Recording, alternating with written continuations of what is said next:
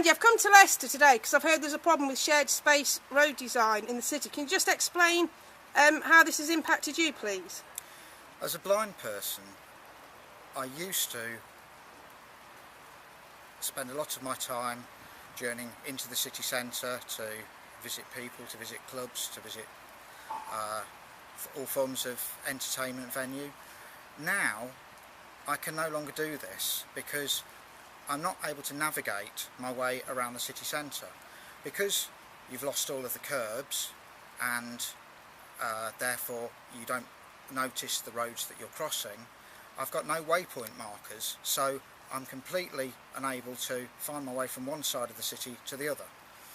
And then you said during the roadworks they put big cages up. What happened during that period?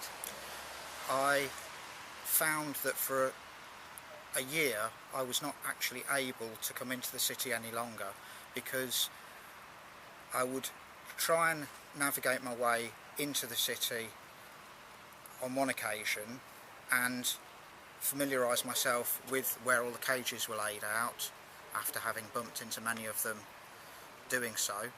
Then unfortunately the next time I'd come in, they'd moved all the cages so that I was still bumping into things. They never seemed to consider that it would be worth having a single channel of access running through the city which people could use until they'd finished all the rest of the roadworks.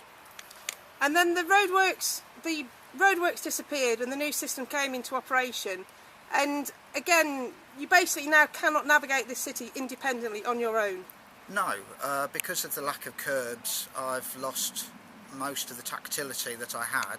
So whereas previously I could walk down a pavement and follow the curb line, and by counting the number of roads that I encountered crossing that curb line, I'd know at least to the block where I was.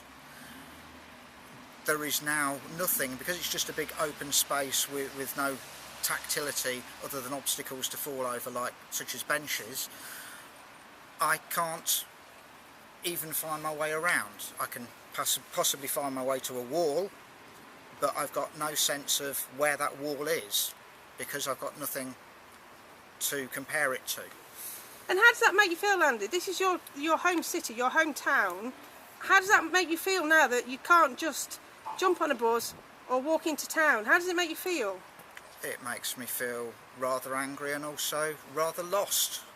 I am completely affronted by the fact that the city centre is now a completely alien region to me. I'm just unable to find my way around my own city, which I find quite offensive. And can you just talk me through your disability, please? I'm a blind diabetic. In 2002 I became registered blind. In 2000 I was still fully sighted. It is a spin-off of the diabetes, and it means that I still have some very slight vision, so I'm aware of light and dark, but that's about all I can see. And are there many other people with this condition in the city, Andy? As Leicester has a very high incidence of diabetes, I would assume so.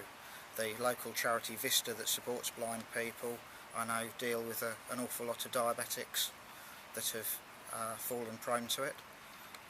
I would imagine that as diabetes increases, because it is prominent in both type 1 and type 2 diabetes, that there will be more and more people suffering with the condition.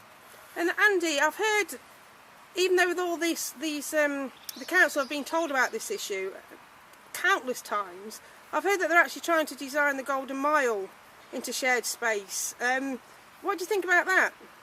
I think that's the craziest idea that they've had yet.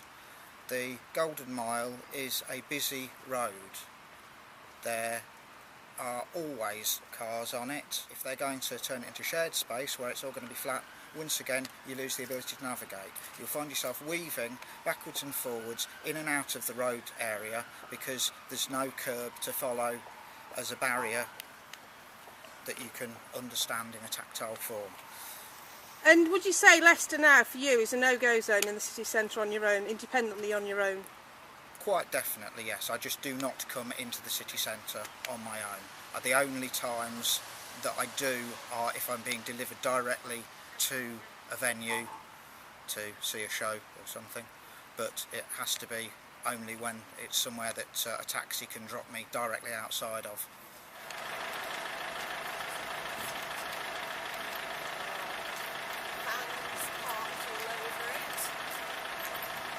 We challenged Peter Soulsby to try crossing Jubilee Square wearing a pair of Vista's glasses that synthesise blindness using a white stick. Let's see if he's capable of doing it and how long it takes him to learn the routes to get across.